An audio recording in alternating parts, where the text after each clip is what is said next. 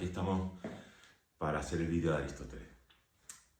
Antes de ir a Aristóteles, me apetecía hacer una introducción. ¿Por qué? Porque Aristóteles es muy académico. Es un autor del que apenas se puede extraer nada para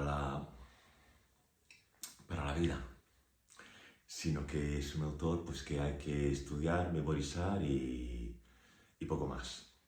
A lo mejor se puede aprovechar un poquito de la ética, pero a un nivel muy elemental. Entonces, yo lo que me preguntaba es qué les puedo contar yo de Aristóteles que no les pueda decir el ChatGPT. Porque para mí, el ChatGPT es el nivel cero de la inteligencia. Nada de lo que salga de ahí tiene ningún valor, absolutamente ninguno. Si ustedes quieren cultivar su inteligencia, vayan siempre en la dirección contraria del ChatGPT. Si el ChatGPT está por aquí, ustedes van por allí. Siempre.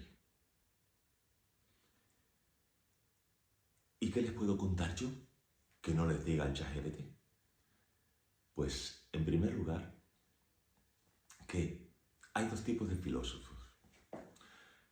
Los que van a las cosas mismas y los que hablan como loros de lo que han dicho otros. Y entonces la conversación filosófica se convierte en una cacofonía. A mí me interesan los filósofos que van a las cosas mismas. Como Nietzsche, como Marx, como Platón. Aristóteles es más un historiador de la filosofía.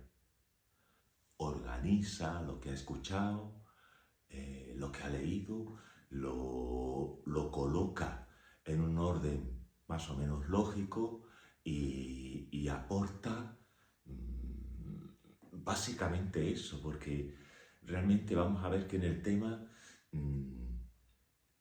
su labor, la labor de Aristóteles es más una labor como científico, como biólogo. Sus estudios de campo pues son muy relevantes, sus dibujos, sus observaciones, sus clasificaciones. Pero en cuanto a filósofo, realmente a mí me aporta muy poco. Ir a las cosas mismas es la clave de la filosofía. Yo intento ir a las cosas mismas en clase. En clase intento pensar para que podamos desentrañar el sentido de cómo son las cosas de verdad. Y a veces lo consigo. Sobre todo en cuarto de la ESO, nos hemos acercado, yo creo, a las cosas, a algunas cosas, tal y como creo que son. Por ejemplo, ¿cuáles son los beneficios de una actitud estoica ante la vida? ¿Cómo razonar frente a nuestros impulsos básicos cuando un amor se rompe? ¿Cómo está organizado el orden mundial? Hemos ido a lo que es. Y ellos me han comprendido. Me han comprendido. Nunca he partido de lo que a mí me apetece explicar, sino siempre de lo que yo les escucho. Y luego se trata de explicar que lo pueda entender cualquiera. Porque la filosofía tiene que ser simple, sencilla, que cualquiera lo entienda. Y si no, es una conversación entre profesores o catedráticos, lo que sea, que a mí no me interesa para nada. Ir a las cosas mismas. Les voy a poner un ejemplo. A lo mejor me meto en un jardín, pero lo voy a poner porque me parece importante. Marx es un pensador que le gusta desentrañar cómo son en realidad las cosas. Cuando todo el mundo habla de ideas, de ideologías, de argumentación filosófica, Marx dice, fijémonos en las condiciones materiales en las que se instalan tales ideas. Y les voy a poner un ejemplo sencillo de cómo desenmascarar determinados discursos. A día de hoy hay algunos partidos políticos que se les llena la boca diciendo que van a expulsar de España a los inmigrantes que vengan a delinquir. Como si por naturaleza el que viene de otro país fuese un delincuente. Vamos a ver, no hay ninguna estadística que asigne más delincuencia a determinados colectivos. La delincuencia está repartida, como la fealdad o la belleza o lo que quieran, ¿vale? No tiene sentido, por tanto, esa expresión de se van a ir los delincuentes y mucho menos asociar la delincuencia con un color de piel o una forma de hablar. Hay otros que van más allá. Se vamos a expulsar de España a 8 millones de personas, porque España es de los españoles.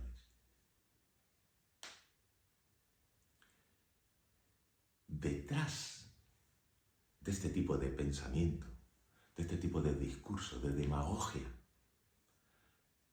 hay que fijarse siempre en el dinero, porque al final todas estas cuestiones de ideas son cuestiones económicas. Y eso es lo que decía Marx. Sigue al dinero si quieres explicar una idea. Por ejemplo,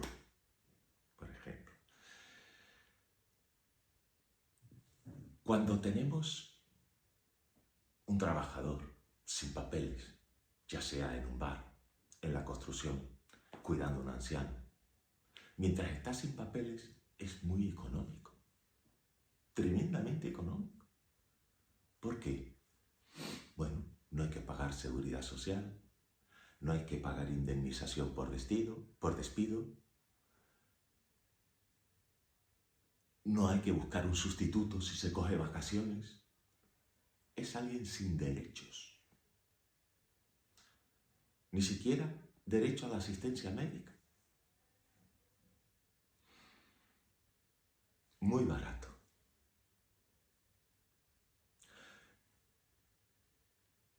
Lo que se está diciendo cuando se dice vamos a expulsar al no sé quién, lo que se está diciendo realmente es que jamás vamos a regularizar a nadie. No le vamos a dar papeles a nadie. Y el discurso del político es cínico. Nosotros vamos a robar a manos llenas. Lean la hemeroteca de 20 años para acá. Me da igual el color. Rojo, azul, verde, amarillo. Aunque hay partidos que lo roban, como Esquerra Republicana, pero vamos a decir que a efectos de la argumentación, los políticos dicen, nosotros vamos a sacar de aquí todo lo que podamos. Vamos a entregar lo público a lo privado para que ellos también se forren. Y luego ustedes van a hacer dinero explotando a los de abajo. Es decir, los poderosos explotan a los de aquí y los de aquí explotan a los de fuera. Y cuando los de fuera ya tengan papeles, pues explotarán a los recién llegados. A esto se le llama estafa piramidal. Y esta es una estafa piramidal que no se hace con dinero, sino con la explotación de unos seres humanos por otros. Es una estafa. Y la única razón por la que ese discurso vende es porque no somos capaces de mirar por detrás de las apariencias, de cuestionar los discursos que recibimos. No vamos a las cosas mismas, que en este caso es sigue el dinero, desde un punto de vista marxista. Entonces, antes de explicar a Aristóteles, yo quería contarles esto, que no es gran cosa. Esto seguro que el ChatGPT no se los va a contar. Quería contarles esto, porque realmente de Aristóteles para la vida, poco. Y esta es una introducción que yo la voy a titular una introducción a Aristóteles, bueno, más bien un desbarre personal. Porque hay mucha gente que dirá, pues este tío parece que está aquí intentando adoctrinar. yo no puedo adoctrinar porque yo nunca fui el más listo de la clase.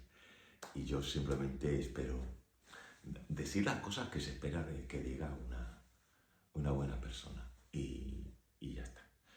Y nada más de introducción, vamos con el tema. Bueno, Aristóteles, vamos, vida y obra de Aristóteles. Hace falta saber un poquito de la vida rápidamente, porque, bueno, se entiende mejor cuál es la obra aristotélica y cuál es el sentido de su filosofía. Aristóteles nace en Macedonia y es el hijo del médico del rey de Macedonia. Y bueno, pues como un chavalito que vale para los estudios, lo envían a la Academia de Platón. Y ahí Aristóteles va a estar hasta más o menos hasta los 30 años. Y como buen discípulo de Platón, pues lo que hace es publicar lo que se llaman obras exotéricas, con X, que son obras que imitan a los diálogos de Platón y en las que Aristóteles divulga pues, las líneas básicas de la filosofía platónica. Son obras de divulgación. Cuando Platón muere, él suponía que la dirección de la academia le iba a tocar a él. Platón se la dejó a un familiar, un caso claro de nepotismo, o bueno, así lo cuentan. Bueno, y con más o menos pues eso, con 30 años, desde los 30 hasta los 35, está viajando por la Jonia, donde va a desarrollar sobre todo sus estudios científicos de biología y también las obras esotéricas, como por ejemplo la política y la metafísica, los principios. Es el inicio de las obras de Aristóteles para sus propios discípulos. Son obras esotéricas, con S. Significa obras para los iniciados, para los de dentro, no para que lo lea cualquiera. Cuando más o menos con 35 años Filipo le llama para que sea el tutor de Alejandro Magno. Y con él está durante bastante tiempo, lo acompaña en sus expediciones militares y bueno, pues es una relación pues, que históricamente se entiende, bueno, el más sabio con el guerrero que pacifica el mundo desde Grecia hasta la India, ¿no? Cuando cuando Filipo muere, Alejandro ya intenta pacificar toda Grecia. Lo que hace Aristóteles es volver a Atenas y allí funda el Liceo. El Liceo también se llama la escuela peripatética porque Aristóteles daba las clases caminando por el jardín y los discípulos iban detrás tomando notas. Todos los libros de Aristóteles son apuntes de quienes iban detrás copiando. ¿Vale? Entonces su estilo, el estilo como escritor, es muy pobre. Voy a dejarlo ahí, muy pobre. No tiene nada que ver leer a Platón con leer a Aristóteles.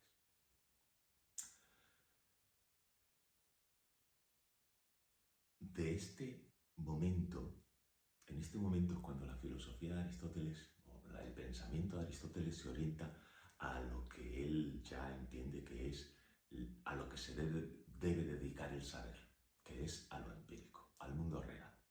Es decir, si se trata de investigar la política, no intentamos crear una ciudad ideal o pensar una sociedad ideal como Platón, sino de estudiar las distintas constituciones que hay en el mundo griego y ver qué elementos buenos podemos tomar de una, de otra. ¿Vale?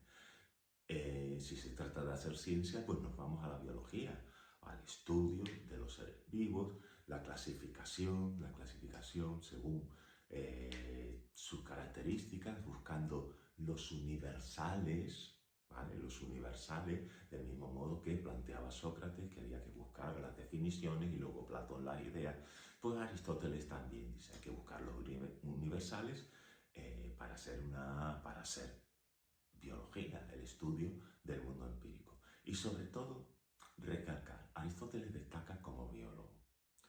Y en cuanto a filósofo, pues se le debe un poco la reivindicación del estudio del mundo real, del mundo que percibimos mediante los sentidos. Cuando Alejandro muere, más o menos Aristóteles tiene unos 60 años, pues ya ahí Aristóteles piensa, pues van a pensar que yo colaboraba con Alejandro, los atenienses van a pensar que yo era un espía de Macedonia, aquí en Atenas, antes de que le persiguieran como a Sócrates, etc. Y igual que Platón pensó que le iban a perseguir, pues Aristóteles se va a Calcis y donde muere con unos 60 años. ¿Vale? Y lo dejamos aquí la vida y pasamos a lo que es el primer punto. Lo primero que tiene que hacer un filósofo es criticar a sus maestros. Igual que ustedes critican a los profesores y se lo pasan estupendamente, poniéndoles nombres curiosos y todo eso que yo también hice. Bueno, no, la verdad es que no. Yo era tan sumiso, tan respetuoso que nunca se me ocurrió. Pero bueno, veía que otros lo hacían y me divertía mucho. Sí, lo siento, lo siento. Bueno, pues continuamos. La crítica de Aristóteles a Platón es básicamente la crítica a la teoría de las ideas. Y es muy sencillo de entender. Dejar en primer lugar decir que estas críticas que se atribuyen a Aristóteles ya se las había hecho Platón todas a sí mismo en lo que se llaman los diálogos críticos. Pero no sé por qué los libros de texto le atribuyen a estas críticas a Aristóteles. Pero bueno, sea como sea, son las críticas a la teoría de las ideas. En primer lugar, Platón, para explicar el cambio del devenir de este mundo, lo que hace es duplicar el mundo, creando ahora dos problemas, porque ya no solamente tiene que explicar este mundo cambiante, sino un mundo paralelo que tiene las características del ser de Parménides, inmutable, eterno. La tarea se complica. En segundo lugar, con este mundo eterno, inmutable que ha pensado Platón, es imposible explicar el origen, el devenir, el cambio. No es posible. Dice Aristóteles, si lo que perseguimos son las definiciones, las ideas, las esencias de las cosas, tenemos que tener claro que realmente las esencias de las cosas, si son de las cosas, tienen que estar en las cosas mismas, no van a estar en un mundo aparte. Cuando Platón decía, y el caballo es un caballo que participa de la idea del caballo, imita la idea del caballo, eso no tiene ningún sentido. Ningún sentido, ¿vale? Porque son metáforas, dice Aristóteles, son puras metáforas.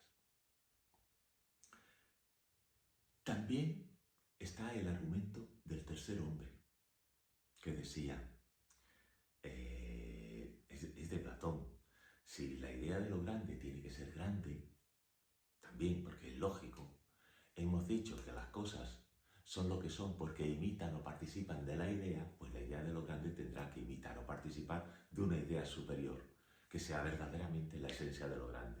Pero este proceso lo podemos repetir al infinito y caemos en una paradoja, así que tampoco participar o imitar no son conceptos útiles para explicar la realidad. Otra crítica que se le puede hacer a la teoría de las ideas es que habla mucho de la idea del bien, de la justicia, pero y de las cosas feas, de las cosas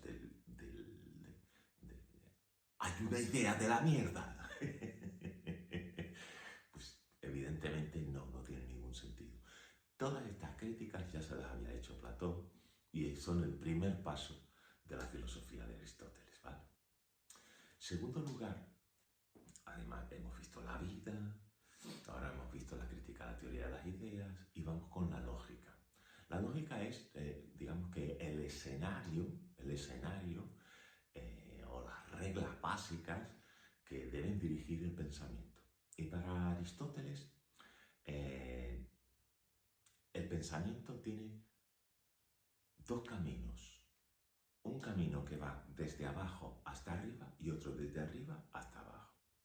Empezamos por abajo. Para Aristóteles, el objetivo es siempre llegar a la esencia, a la definición, al universal, a definir las características comunes de todos los caballos. Eso es un universal, eso es una especie. ¿Vale? Pues para llegar a ese universal tenemos que empezar por los caballos concretos. Ir observando un caballo, otro caballo, estudiándolo, su anatomía, su costumbre, etc. Y al final tendremos una definición de lo que es un caballo. Es un mamífero, équido, rumiante, lo que digan los biólogos. Esa definición es lo que buscamos. Y a este proceso de ir desde lo concreto hasta lo universal se le llama inducción. Y puede ser completa o incompleta. Incompleta la mayoría de las veces porque no podemos ver todos los caballos. Y completa, pues cuando vemos, por ejemplo, todos los metales se dilatan con el calor. Como los metales que hay son los que están en la tabla periódica, pues vamos a decir que esa es completa. La inducción, desde abajo hasta el universal. ¿Y cómo vamos desde el universal hacia abajo? Pues con lo que Aristóteles llama el silogismo. El silogismo es su lógica, también se llama lógica de predicados, y les pongo un ejemplo para que se entienda rápidamente. Todos los hombres son mortales, Sócrates es un hombre, por lo tanto Sócrates es mortal. Fíjense que el silogismo procede por incluyendo los conceptos menos universales en otros más universales, de manera que podemos llegar desde mortal, que incluye a los hombres, y a Sócrates, que está incluido en hombres. Mortal, hombres, Sócrates. Y si un concepto incluye a los de abajo, el razonamiento es correcto. Y eso de la lógica de Aristóteles. Bueno, vamos con la metafísica de Aristóteles. Me había olvidado de ponerme el pequeño micrófono. Yo creo que el otro se escuchará más o menos. Yo creo que sí, se escuchaba bien antes, se escuchará bien ahora. Bien, la metafísica. La metafísica también se llama filosofía primera o sabiduría. Fue Andrónico de Rodas, que es el bibliotecario, el director de la escuela aristotélica en el siglo I, quien, ordenando los libros del maestro, haciendo una edición crítica, pues se encontró que los libros de física iban después de los libros de metafísica eran los que estaban después de la física. Pues eso es meta, los que están después de los de física. La metafísica, si hemos dicho que el saber se tiene que ocupar de lo universal, hemos dicho las definiciones, las esencias, las ideas, pero sin que esté en el otro mundo. La metafísica se ocupa de lo más universal de lo universal, que es el ser. Todos tenemos en común el ser. La metafísica es la ciencia del ser en cuanto ser. Y se opone a las ciencias particulares que se ocupan de regiones concretas del ser, de los números de los seres vivos. A eso se le llama ontología. La metafísica es ciencia de lo más general de lo general, del ser en cuanto ser. A veces Aristóteles se ocupa, dentro de la metafísica, del ser supremo, del primer motor inmóvil, del que pone en marcha el dinamismo del universo. Y bueno, en este caso, la metafísica se convierte en teología, pero para no liar las cosas nos quedamos. Metafísica es la ciencia del ser en cuanto a ser. Aristóteles se acerca a la metafísica desde el lenguaje. El lenguaje. Y lo que dice Aristóteles es muy sencillo. El ser se dice de muchas maneras. Eh, las cosas que podemos decir de lo que existe son múltiples. Podemos decir de alguien que es rubio, que mide 2 metros, que mide el doble que otro, que está en casa, que ayer estuvo en el cine. Es decir, hay muchas cosas que podemos decir de alguien, pero hay algo que es fundamental, algo que va a permanecer con ese alguien desde que nace hasta que muere, que es lo que denominamos sustancia. Y en este caso es su calidad de ser humano y por lo tanto social y racional. Es decir, necesita de otros para llegar a su plenitud y tiene logos, tiene razón. Social y racional. Eso es nuestra sustancia. Las demás cosas que se pueden afirmar de nosotros son accidentes. ¿Qué significa eso? Pues que cambian, van y vienen. A veces está gordo, a veces está delgado, a veces está aquí, a veces está allí. Esas cosas que podemos decir, que cambian con el tiempo, son dentro de las categorías las que son accidentales. Y son, por ejemplo, la cantidad, la cualidad, el estado, el tiempo, el lugar. Y no hace falta que se las aprendan todas. Se aprendan 3 y un ejemplito de cada, va perfectamente. Sustancia y accidente. Esa distinción es fundamental. Cuando Aristóteles habla de sustancia, habla de aquello que permanece. Y los accidentes serían como características que se colocan sobre la sustancia. ¿Es rubio o es moreno? ¿Mide 2 metros o 1,50 m? ¿Está sentado o está de pie? ¿Vale? Esas son los accidentes. ¿Vale? A esta sustancia, Aristóteles distingue, sobre la sustancia distingue, y esto es muy importante. Sustancia primera y sustancia segunda. La sustancia primera es el individuo concreto. De él es del que podemos decir, pues que está aquí, está allí, que de tal forma, de tal otra. Son sus cualidades, ¿vale? La sustancia primera es el individuo. Lo que hay son individuos, pero dentro del individuo la característica fundamental que no lo abandona desde el principio hasta el final es su calidad de humano.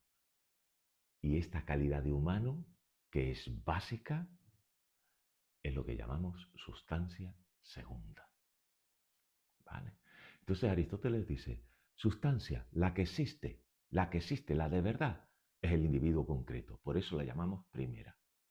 Pero dentro del individuo concreto, lo que buscamos en el saber, en el conocimiento, en la investigación científica, es ese universal que permanece contigo desde el nacimiento hasta la muerte. ¿Vale? Tu forma, la esencia, que no está en otro mundo, sino en las cosas mismas. Y el tema básico que se habían planteado desde los presocráticos hasta Platón, que era el tema del movimiento. Cómo explicar el movimiento, que las cosas cambian.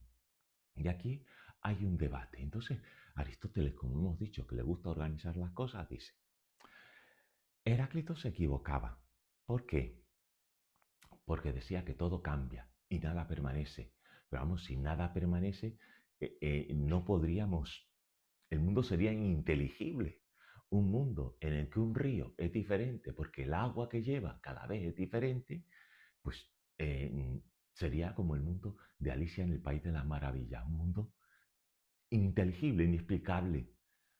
que nos desbordaría con su singularidad. Parménides, por otro lado, dice lo contrario, que el ser es inmutable.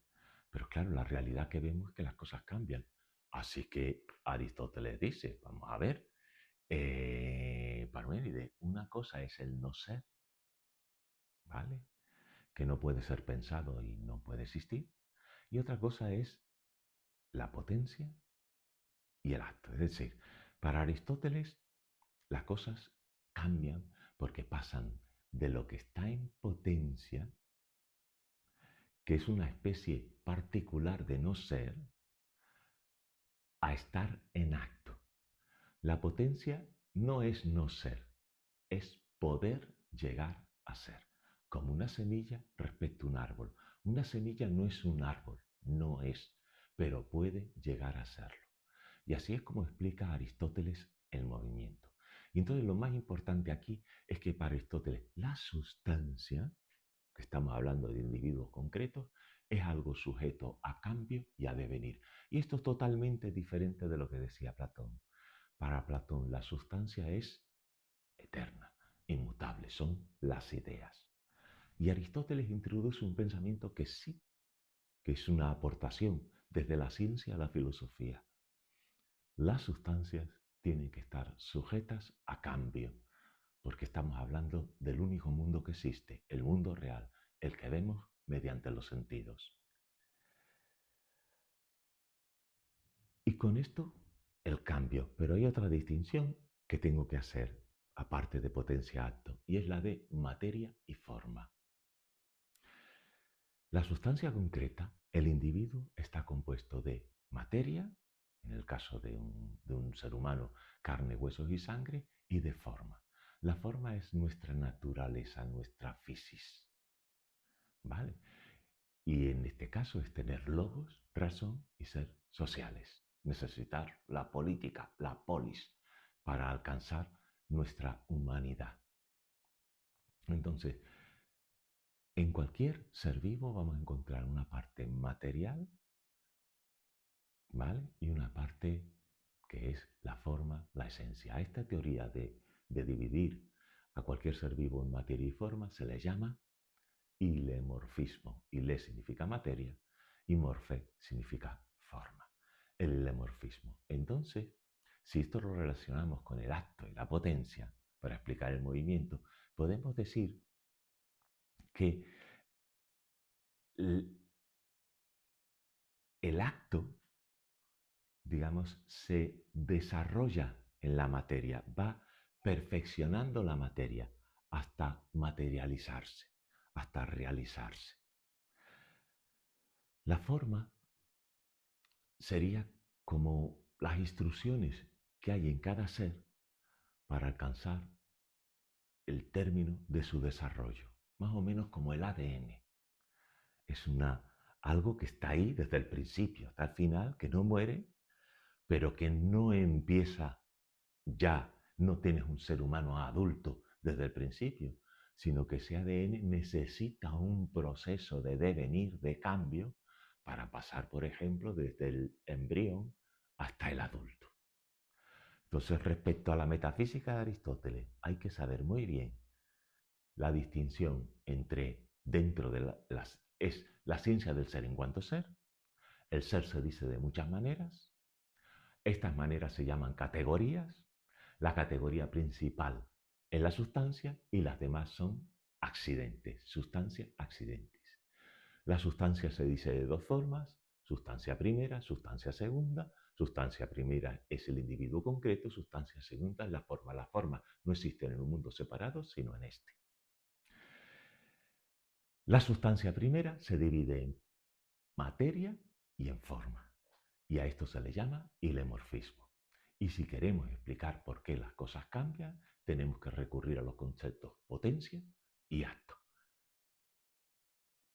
La potencia no es no ser, sino el poder llegar a ser, como una semilla respecto a un árbol.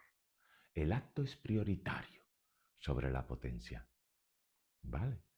Siempre es lo que da forma a la materia hasta conseguir realizarse. Y eso sería la metafísica de Aristóteles. Vamos con la física de Aristóteles. La física era el saber en el que estaban embarcados todos los filósofos de la escuela de Mileto, como por ejemplo Tales, y luego en los pluralistas, como por ejemplo Demócrito, o Anaxágoras, incluso Anaximandro. Todos son filósofos para quienes la física, el estudio del mundo natural, es fundamental. Y la observación científica, la observación de la naturaleza, el método. Luego llegó Parménides y dijo que la física era conocimiento engañoso porque trataba de cosas que son y no son, o de cosas que no son y luego son, y el no ser no puede ser, ni existe ni puede ser pensado. Y luego llegó Platón y siguió un poco la línea de Parménides, porque dentro de la ciencia está la matemática y la dialéctica. La física es dentro de que hay dentro de la opinión, una opinión más razonada que las meras conjeturas, los mitos, pero no deja de ser opinión. Y luego llega Aristóteles, y Aristóteles retoma el punto de vista de la escuela de los jonios, la escuela de Mileto. La física, el estudio de la física, del mundo sensible, del mundo real, del mundo de la naturaleza, ese es el verdadero conocimiento. ¿Y de qué se ocupa la física? La física se ocupa de la fisis. ¿Qué es la fisis? La naturaleza. ¿A qué llamamos naturaleza? Pues a esa esencia, esa forma de la que hemos hablado en la teoría hilemórfica. Esa esencia, esa forma que necesita actualizarse en la materia, pasar desde la semilla hasta el árbol para completar su desarrollo. Y este es el objetivo principal de la física, estudiar esa forma que está en cada ser vivo. Aristóteles plantea este estudio con su teoría de las causas. Él dice, si queremos comprender bien cualquier ser vivo, cualquier cosa, necesitamos saber las causas que lo han originado. Entonces, estas causas son 4 para Aristóteles. En primer lugar, la causa material. La causa material es de qué está hecho algo. En el caso de una estatua, de bronce. En el caso de un ser humano, de carne, huesos y sangre. Piensen ustedes que cuando Aristóteles habla de fisis, de forma, no está hablando de estatuas. Lo de la estatua es una simplificación para que se entienda un poquito mejor. Él habla de seres vivos, porque en los seres vivos es donde esta forma esta fisis es principio inmanente del movimiento, es decir, esta forma dentro de la materia la va cambiando, la va perfeccionando hasta alcanzar el acto, el desarrollo completo del individuo. ¿Vale? Causa material es de lo que estamos hechos, carne, huesos y sangre. La causa eficiente estaba ya, por ejemplo, en Platón, en lo que él llama el demiurgo, que es, digamos, el artesano que copia las ideas en la materia, y en el caso de un ser humano, la causa eficiente pues son otros humanos, tienen que estar papi y mami papi y mami son la causa eficiente de que estemos aquí. La causa formal es la forma, coincide con la fisis y ya la había aportado Platón. Platón decía que estaba el mundo material y luego estaban ahí arriba las ideas, que eran las formas, las esencias. Entonces Aristóteles dice causa material, causa formal, causa eficiente y por último él añade otra, que es la causa final, es decir, que es el término del desarrollo de cada ser. La realización de lo que está en acto, en potencia en nosotros, perdón. La realización de lo que está en potencia. Esta causa final tampoco es suya, como las críticas a la teoría de Platón. La idea del bien es término, es fin. ¿Vale? Como la filosofía, la física de Platón, se ocupa de la naturaleza, dice que el pensamiento de Aristóteles es naturalista. Y como se ocupa del fin, de la causa final, se dice que es teleológica. teleológica en el sentido de que telos significa fin en griego. Pues si nos fijamos en las cuatro causas, la causa eficiente, la causa formal y la causa final, en el caso de un ser humano, son la misma cosa, la forma humana. Papi y mami, el acto, el desarrollo del ser humano, que es ser con logos irracional, y ese es el término de nuestro devenir, de nuestra progresión hacia lo que es ser en acto. Formal, eficiente y final son lo mismo, la naturaleza, la fisis, la forma. Y luego, por el otro lado, la causa material. ¿De qué estamos hechos? Que es la más irrelevante, vamos a decir. ¿Vale? Pues el movimiento es el paso de lo que está en potencia a lo que está en acto. Esa forma se tiene que realizar en la materia hasta llegar a completar su desarrollo. Y pasamos a la cosmología de Aristóteles, que la incluimos aquí en la física. ¿Qué es la cosmología de Aristóteles? Pues aunque se inspira en la de Platón,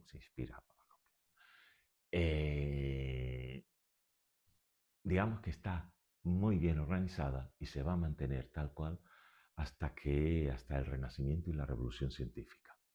Es una cosmogonía, mm, es una cosmología, que distingue dos mundos, y esto es una influencia directa de Platón, donde hay un mundo sublunar y supralunar. El mundo supralunar es el que coincide, el que pertenece a los astros, y ahí el movimiento es circular, los seres son eternos y el movimiento, ya lo he dicho, es circular, y el elemento del que está todo hecho, porque es un elemento eterno, perfecto, incorrompible, es el éter, el quinto elemento. Sin embargo, en el mundo sublunar, que es este de aquí abajo, pues las cosas se corrompen, nacen y mueren, el movimiento es el rectilíneo, va arriba y abajo, a izquierda y derecha, y poco más que decir, que esto se parece bastante a la distinción entre el mundo de las ideas y mundo sensible, o mundo inteligible y mundo sensible. Hay que tener en cuenta que la física de Aristóteles es una física donde importa mucho la naturaleza, lo que hemos llamado la fisis, el fin. En el mundo sublunar todo se explica porque tiende a su fin.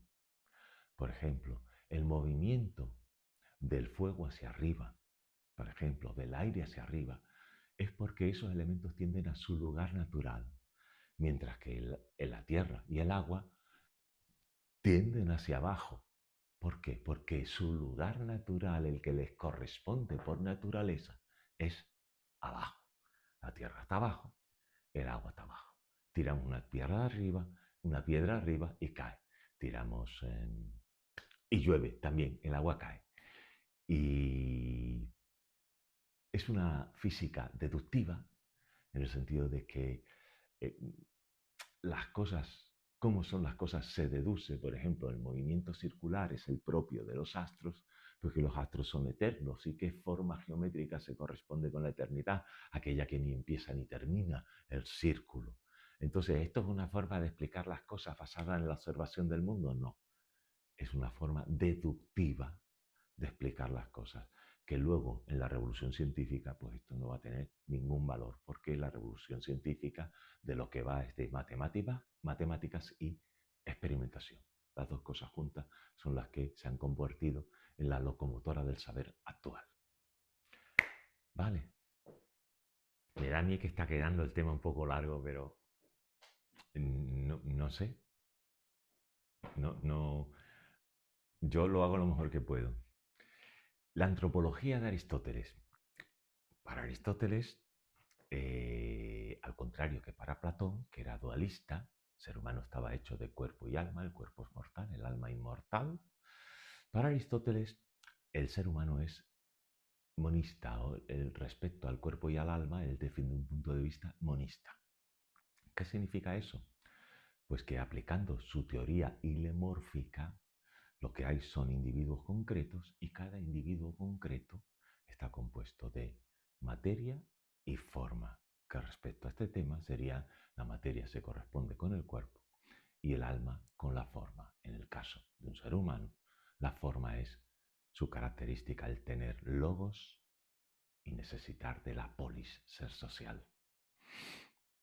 Entonces, el monismo aristotélico, él lo explica con una analogía, con una comparación.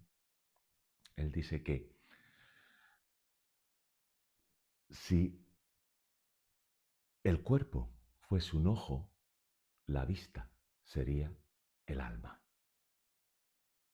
¿Vale? Si el cuerpo fuese un ojo, la vista sería el alma. Es decir, la vista es lo que el ojo puede hacer. El alma son las cosas que el cuerpo puede hacer. Nada más. Cuando morimos y el cuerpo se para, el alma desaparece también, porque el alma no es más que las funciones, lo que puede hacer el cuerpo. Y el cuerpo humano puede hacer tres cosas. Una las compartimos con las plantas, que son las cosas relativas al aumento, al crecimiento. ¿Vale? Un momento, ya me voy cansando. Esta se llama función nutritiva. Compartimos con los animales la función sensitiva, que es la capacidad de sentir el mundo que nos rodea y de desplazarnos. Es básicamente con todos los animales. Y específica del ser humano es la función racional. Y eso es lo que nos caracteriza a nosotros, a los seres humanos. Y pasamos de la antropología aristotélica a la teoría del conocimiento. La teoría del conocimiento en Aristóteles lo que hace es poner de nuevo como muy relevante el tema de la experiencia, de los sentidos. Fíjense que los de la escuela jónica, escuela de Mileto, habían llegado a sus conclusiones sobre cuál era el arjé, el primer principio de todo, lo habían hecho a partir de la observación de la experiencia. Eso termina con Parménides. Para Parménides todo este saber que parte de la experiencia de los sentidos es engañoso. Y Platón se mantiene ahí. El saber, el saber empírico es un saber que pertenece a la opinión. Y Aristóteles lo que dice es no.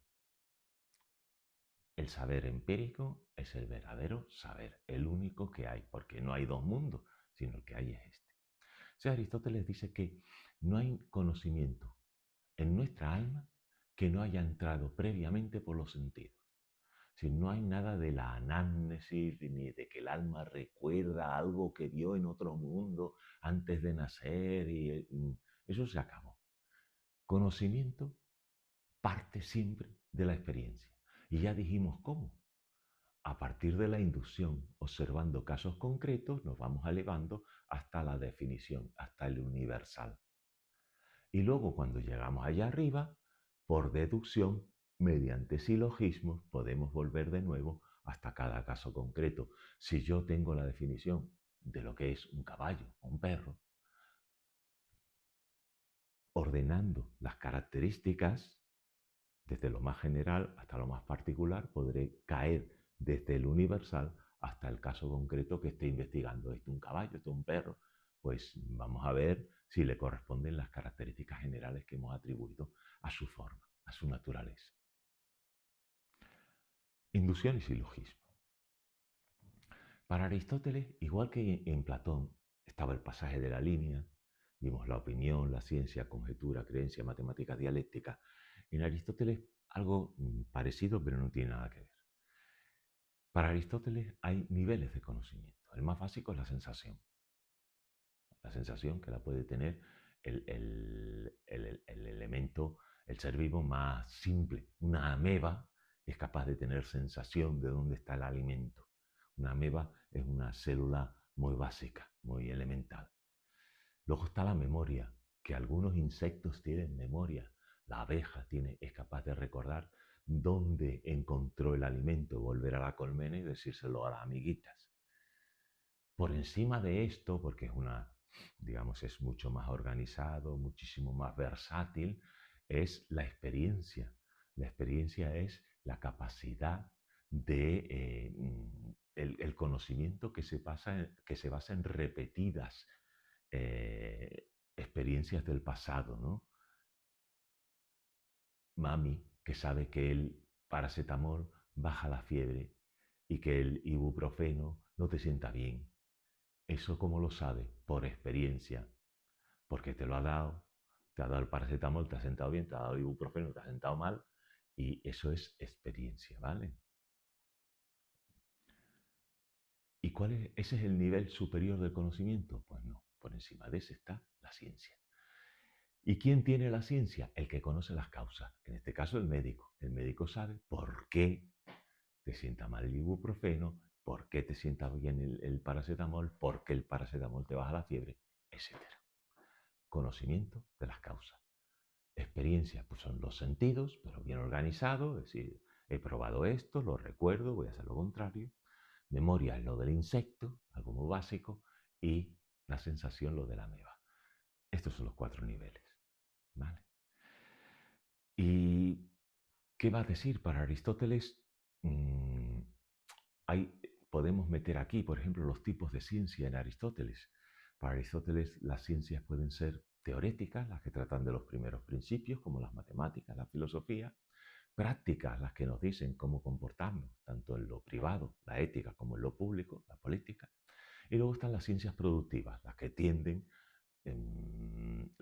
cuyo objetivo es producir cosas, objetos, y aquí se incluye desde un músico a un arquitecto, porque al final lo que queremos es producir una melodía, construir un edificio, y las ciencias productivas pues son conjuntos de reglas orientados a producir cosas, ¿vale? Y digamos que con esto yo terminaría la teoría del conocimiento y nos quedan los 2 últimos puntos de Aristóteles, que son la ética y la política. ¿Qué podemos decir de la ética de Aristóteles? Bueno, vamos con la ética de Aristóteles. La ética de Aristóteles se explica, yo creo que es la parte más aprovechable de Aristóteles, se explica en un libro que se llama La ética a Nicómaco. Nicómaco era el hijo de Aristóteles. No es que Aristóteles se la dedique, en realidad debería llamarse ética nicomaquia, porque Nicómaco lo que hizo es recopilar los escritos de ética de su padre y publicarlos, ¿vale? Por eso se llama, pues sale el nombre de Nicómaco ahí. Bien, ¿de qué trata la ética Nicómaco? Pues Aristóteles establece de entrada una diferencia entre lo que él llama ethos, que es lo que tienen los animales, y son pues sus tendencias, sus instintos, sus comportamientos, y sobre eso, hoy día, quien se ocupa de eso es la etología, que es el estudio científico del comportamiento animal. ¿Vale? No sé si han visto, por ejemplo, cuando todos los patitos salen del cascarón, lo primero que ven, pues lo identifican como mamá pato, habrán visto que a veces es el científico quien se aparece el primero y lo consideran como si él fuera mamá pato, porque es un conocimiento de lo primero que ven al salir, esa es mami, ¿no? Y bueno, pues eso sería parte del estudio de la etología. El etólogo más conocido se llama Konrad Lorenz, una persona inteligente. Sin embargo, el ser humano es más complicado. El ser humano posee razón y por lo tanto puede deliberar, puede hacer una toma de decisiones después de reflexionar qué le conviene más, qué le conviene menos. Sobre eso, sobre las acciones de un ser dotado de razón, se ocupa la ética. ¿Vale? Entonces, a la hora de estudiar la ética, pues Aristóteles empieza así, radical. Todas las acciones humanas persiguen un fin. Ya hemos dicho que la filosofía de Aristóteles es teleológica, que telos es fin. Pues todas las acciones humanas persiguen un fin. Y del mismo modo que el ser se dice de muchas maneras, pues también los fines son muy variados. Muy variados.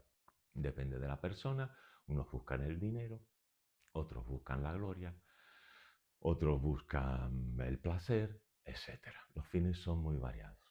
Pero, dice Aristóteles, hay que perseguir uno que es perfecto y suficiente. ¿Qué significa perfecto? Perfecto es un fin que lo queremos por sí mismo y no por otra cosa. El dinero no lo queremos en sí mismo. A nadie le gusta tener dinero para tocarlo, no para contarlo por la noche. Eso es una perversión, una perversión. La gente quiere tener dinero para poder comprar otras cosas que sí le interesan. Entonces el dinero no es un fin perfecto, es un medio. Pero hay un fin que sí que es perfecto, que lo queremos por sí mismo y por nada más. Y ese fin, además de perfecto, tiene que ser suficiente. Una vez que lo tenemos, ya no queremos nada más. Nada más. Para Aristóteles, este fin podría ser la autarquía, la autosuficiencia. Pero dice, es que la autosuficiencia a los humanos no les corresponde. Le corresponde a la polis, al Estado, pero no al ser humano. Entonces, dentro de lo que es un ser humano, ¿qué es un fin perfecto y suficiente? Pues para Aristóteles está claro, la felicidad. Igual que en la cuestión metafísica decíamos que el ser se dice de muchas maneras y que hay una forma fundamental que es la sustancia y que lo demás son accidentes, aquí también. En ética hay muchos fines, cada acción humana tiene un fin, pero de todos los fines hay uno que es perfecto y suficiente, como la sustancia, que es la felicidad. ¿Y en qué consiste la felicidad? Pues para algunos, para muchos, hoy día la felicidad es la acumulación de riquezas, o el poder, o el mérito, ser famoso. Sin embargo, dice Aristóteles, eso no son fines perfectos, esa no es la felicidad. ¿Dónde está la felicidad? Dice, habrá que estudiar cuál es la característica específica, lo que nos define como seres humanos. Y lo que nos define como seres humanos es el logos, la razón. Así que la felicidad, para Aristóteles, es una actividad racional que se prolongue a lo largo de toda la vida. Una actividad racional, el cultivo de la razón durante toda la vida. Y del mismo modo que en la vida cotidiana hay gente que toca el violín, son violinistas, y hay gente que es virtuosa del violín, es decir, que llevan esa capacidad de tocar el violín a su excelencia. Excelencia en griego es la virtud, ¿vale? La virtud. Llevar la razón a su máxima expresión, eso es ser feliz y virtuoso. ¿Y cuándo se puede decir que alcanzamos la virtud? ¿Cuándo se puede decir que estamos llevando la razón a su máxima expresión? Pues dice Aristóteles, hay dos tipos de virtudes o de un uso excelente de la razón, virtudes. Las virtudes éticas y dianoéticas. Las éticas, es muy sencillo. Una virtud ética es elegir siempre el término medio entre dos extremos. Es ser siempre en la vida moderado. Y para esto, la cuestión no es saber, porque recuerden, para Platón y para Sócrates, la cuestión de actuar bien depende del conocimiento del bien. Para Aristóteles es mucho más que eso.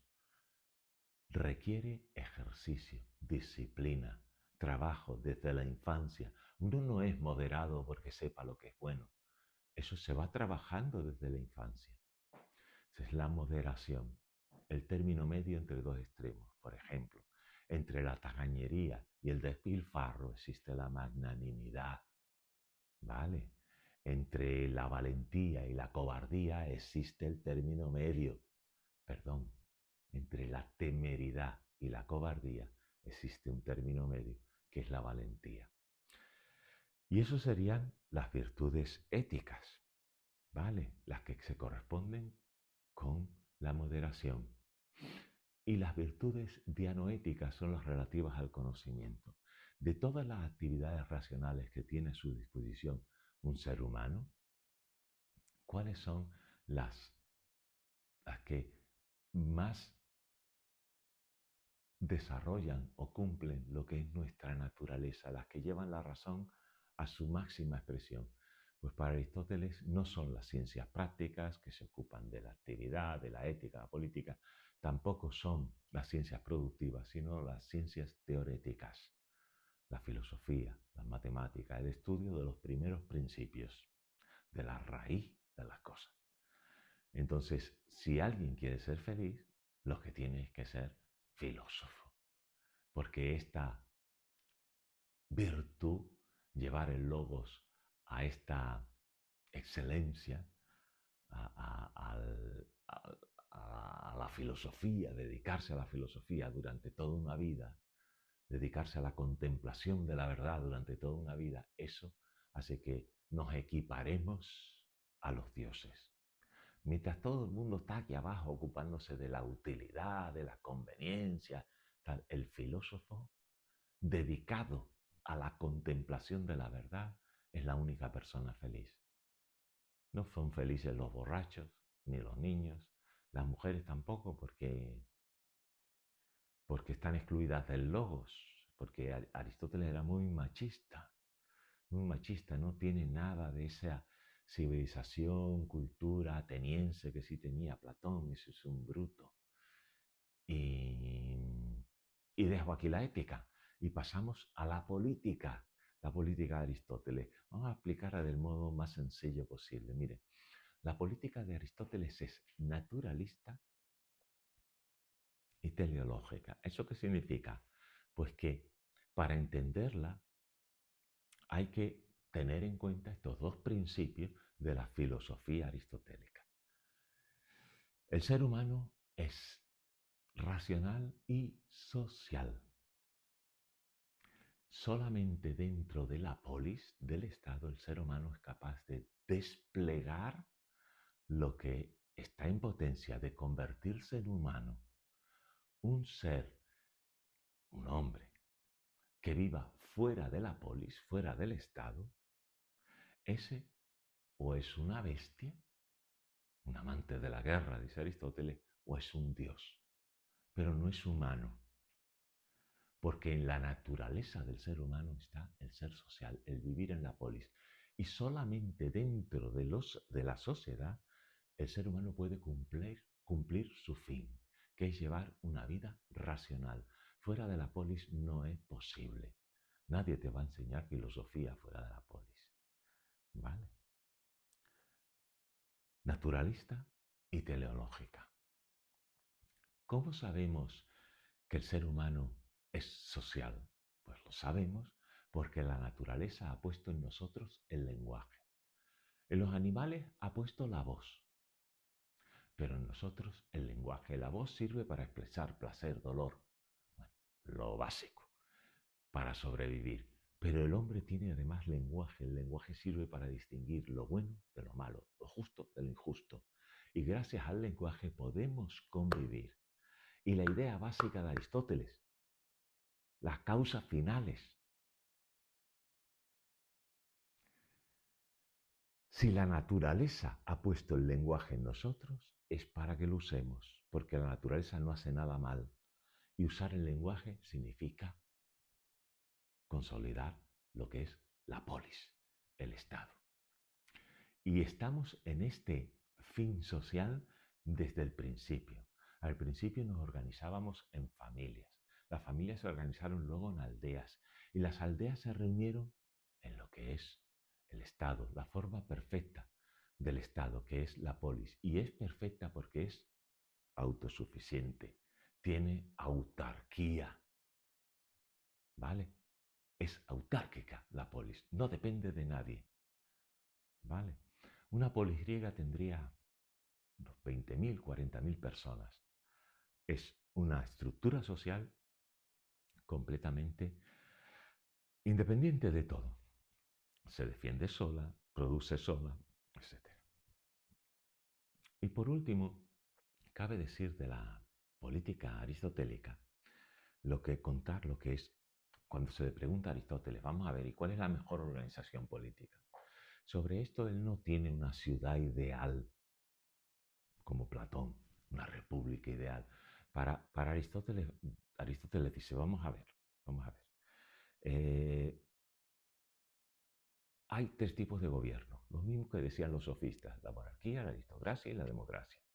Y estos gobiernos son, eh, ¿saben dónde acabo de mirar? Al micrófono. Porque si no está verde, no, sale el vídeo sin sonido. Y claro, digo, a ver si lo voy a tener que repetir. Me voy a dar prisa por si acaso se acaba la batería del micrófono. Monarquía, aristocracia y democracia. Y dice Aristóteles, a cada pueblo le funciona bien el que tiene.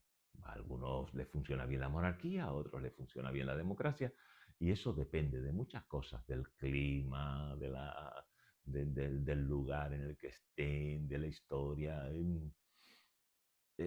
Hay pueblos que viven bien en un gobierno y otros que viven en otro. Dice Aristóteles, la única diferencia fundamental es si los gobernantes trabajan para el bien común o trabajan para su interés privado. Cuando en la monarquía el rey trabaja para su propio beneficio y no para el de los súbditos, estamos en una tiranía. Cuando en la aristocracia los mejores trabajan para su beneficio propio y no para el resto, para nosotros los mediocres, estamos en una oligarquía, el gobierno de los ricos, que es el que tenemos hoy día. No tenemos democracia, tenemos gobierno de los ricos. Y cuando en democracia el pueblo, en lugar de elegir lo que le conviene, es manipulado para elegir lo que conviene a otros, eso se llama demagogia, no democracia. Y hoy día tenemos una oligarquía y una demagogia de perfectas. Y les voy a decir una cosa, para los que no han visto el primer vídeo, solamente una idea. El ChatGPT es la materialización más perfecta de la caverna de Platón. Nada de lo que salga por el ChatGPT tiene ningún valor. Si quieren cultivar su inteligencia, vayan siempre en la dirección contraria al ChatGPT. El ChatGPT está aquí, pues ustedes vayan por aquí. Y con eso termino. Un abrazo, un beso y que este vídeo les sirva.